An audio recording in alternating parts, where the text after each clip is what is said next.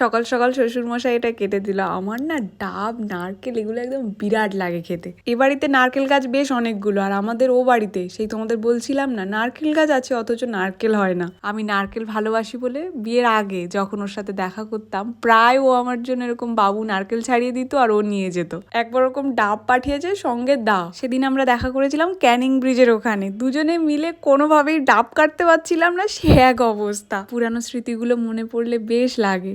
এদিকে আমরা দুজনে মিলে তোমাদের কমেন্ট পড়ছি। এই কমেন্টগুলো পড়তে যে আমার কি ভালো লাগে, আর কিছু কিছু কমেন্ট পড়ে তো মনে হয় যে সত্যি আমি তোমাদের এতটা কাছে আসতে পেরেছি। তোমাদের এভাবেই যেন আমি ভালো লাগাতে পারি। দুপুরে খেয়ে এসে পর্দাটা সরালেই একে দেখতে পাই ফিঙে কেমন ভাবে তাকাচ্ছে, দেখেছো? আরো দুটো পাখি আসতো, সেই তোমাদের আগে একবার দেখিয়েছিলাম, ওদেরকে আর দেখতে পাই না, কোথায় গেল কে জানে।